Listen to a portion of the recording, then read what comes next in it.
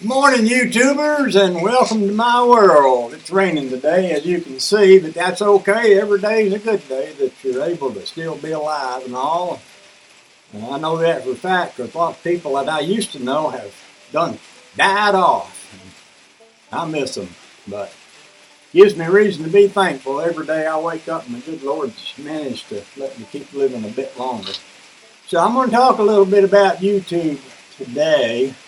And I'm going to tell you some, about some stuff and some people I know and all. So just put the seatbelt on, get your coffee cup, lean back, make funny noises with your nose to clean your sinuses out, just in case you need to breathe. And I'll get started. I started YouTube, I believe in 2007. It's just about the time it got invented. I discovered it by accident. And I learned that I could make videos, which I didn't even know before then, and I could put them up and they'd be out there. And I started off making videos from my boy who lived in another state, because I was trying to share some of what I was up to with him and all. Well, time passed. Back in the day, though, YouTube was like a community. You'd meet people on YouTube that were doing things that you were doing. You'd get to know each other. You'd start a conversation with each other. And back in those days, you could link a video that you made to a video that another YouTuber, or to, another YouTuber's page. And I'll give you an example of how that worked out. Me and old Waylon Wire, back in those days, he called himself 63 Impala 2-door. He might still do that when he's in private company, but Waylon Wires is. This is official YouTube name now, because a lot of people thought that 63 Impala 2-door was a YouTube site for 63 Impala 2-doors. But in reality, he's out there building hot rods, rat rods, neat trucks, all kinds of stuff. But back in the days, and actually it was while I was beginning to build this thing, me and him was out there and we was both doing the same thing. I was building a rat rod and he was too. He's in Washington State and I was up in Maine back then. But we got to conversing with each other and comparing notes, and I'd do what I was doing and make a video and shoot it out to him, link it to his page. He'd make a video, shoot it out to me, link it to my page. It was the best relationship tool for people of like-mindedness back in those days as there ever had been.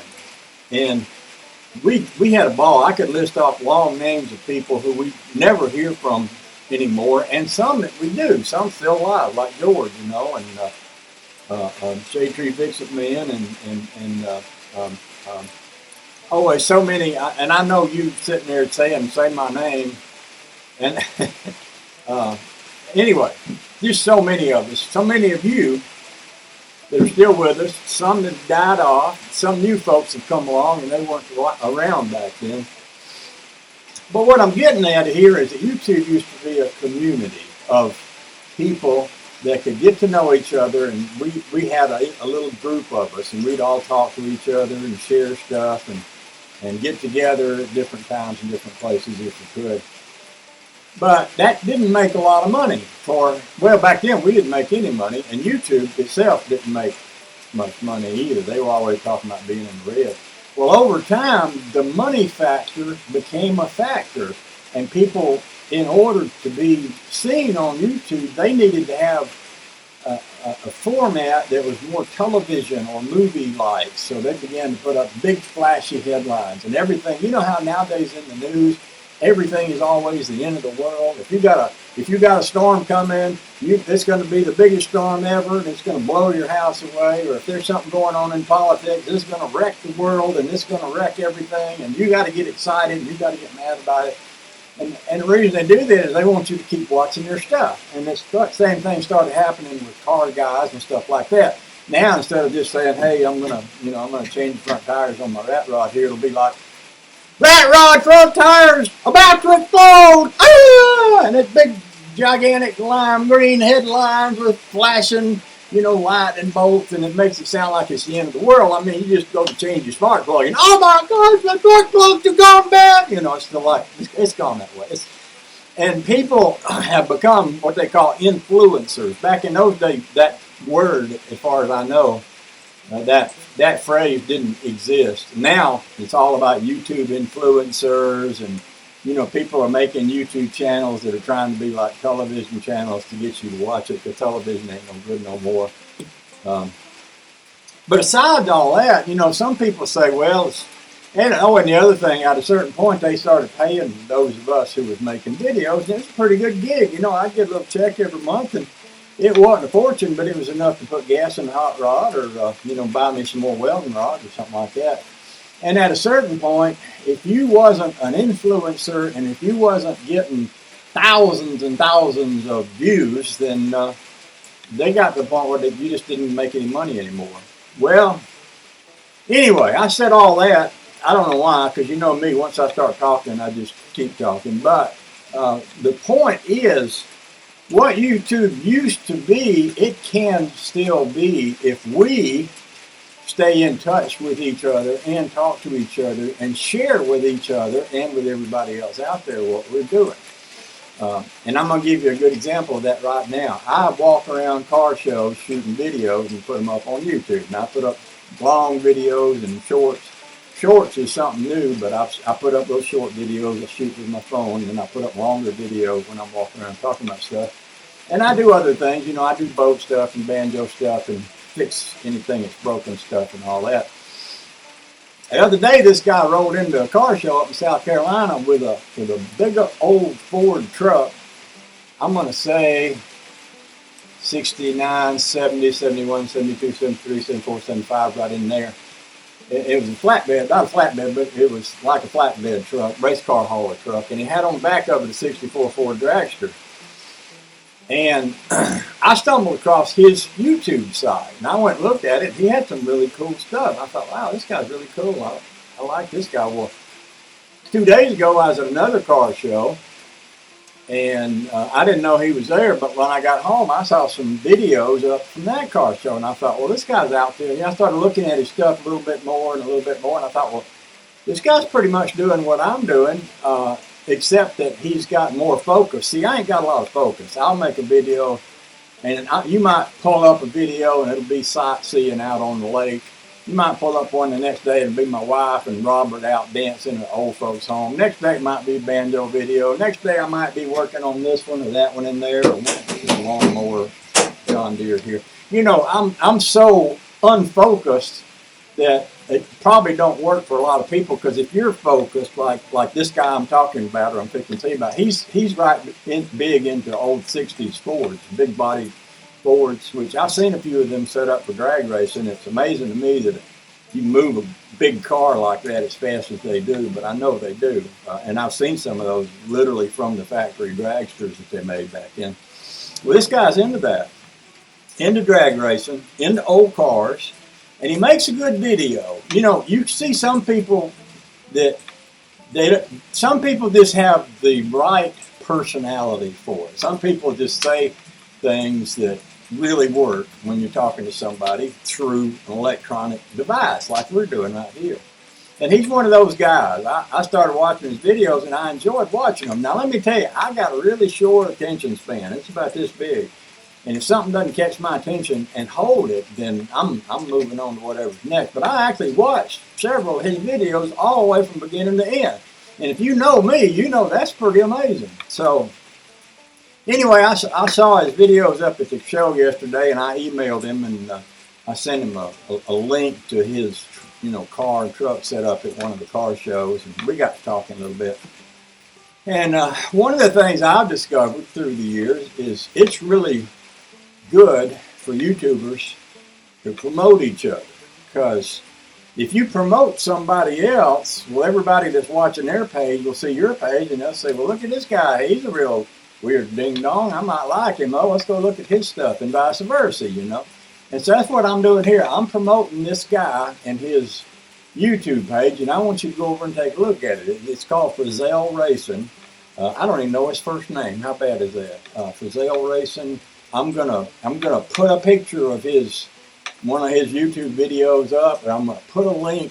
But I want you to go over there and just look at a few of his videos, see what you think, and if you like him, like I do, you subscribe to him, like I did, And he made the comment the other day that, the lack of money is bothersome. And of course, I'm retired. I got everything I need here. God's blessed me real good. I don't have any money, but I don't need any money. I'm kind of at that place in life where I just thank the good Lord that He got me to here. And unless something real bad happens, I'm going to be okay. I can get by on what I got. But for some people, I'll give you. Well, I don't know if it's a good example of that, but you all know Musty One up in Massachusetts. Everybody loves Musty One. He is so smart, so intelligent. His videos are so good. And there's a lot of guys out there. I could name a bunch of them that what's the Double D Garage, and just so many of them that are really helpful, really entertaining, and you love to watch. Well, this guy has the potential to be that, and he already is in a way.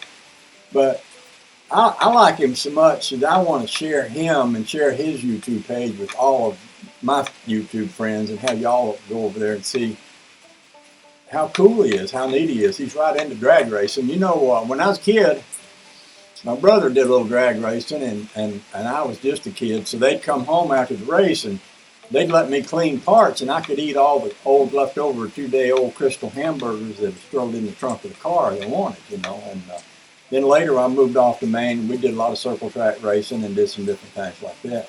I never really got into drag racing the way I'd like to be, and I'll give you a good example. Old Mr. Heavy Chevy, they'll put up a video every so often. They'll take their cars out and they'll drag race them. They got a drag strip somewhere up in that area that they go to, and they take their cars out and have a lot of fun. I think that's really neat. I'd like to know more about that. Well, that's what this guy's into. This Frizzell racing guy, he seems to be into drag racing. So I'm going to go look at his videos. I'm going to find out more about what he's doing. I probably, I checked this morning, there's a drag strip about 35 miles from here up in that direction. I thought, that's probably where they're going. And, a lot of them guys, I'm just putting up a video in the next day or two from 13 Forks Drag Strip Reunion Car Show. All those guys are drag racing. A lot of them come down from South Carolina. So that's something I want to know more about. I'm going to find out more about that by getting to know this guy and watching his videos. But I want to invite you too. Y'all come along. Y'all go over his page. Y'all look at it and see if y'all don't agree with me that it's a cool guy. He's got a cool YouTube page. I like what he's doing. I want to see more of it. I bet you will too. So that's why I brought this up today. I was just sitting around, it was raining. I could crawl under that Rambler. And I didn't tell you the other thing about him. And Cutworm, 59 Cutworm, you'll appreciate this. He's a Ford guy. And I know you're a Ford guy. And I know there's a lot of guys out there that are Ford guys. So Cutworm, this will be eye candy for you. If you go watch some of his videos, you'll like it. So it's kind of a long video, but what else we got to do on a day like this? It used to be that I never made a video more than 3 minutes long because I had such a short attention span. And then I think I had a lot of people fuss saying, why don't you make a longer video? Because we like to sit down on the couch and get our coffee and not have to get up and change the channel, and your video's over and I have to get up. And I was like, okay. So then I started making long videos. And the problem with me, like I say, anything more than about 3 minutes, I get bored with. Like this video. How long is this one? It's been more than 3 minutes, ain't it? Yeah, and I'm just sitting here, watching the squirrels playing over in the woods and all. But where was I going with that? I don't guess it matters. Not important, is it? Anyway, yeah, I'll put up a link for Frizzell Racing YouTube channel. Y'all go over and check him out. Tell him I sent you. And those others of you out there that want to be seen or want to, have somebody that you want to share, tell us about it. Make videos, shoot them out.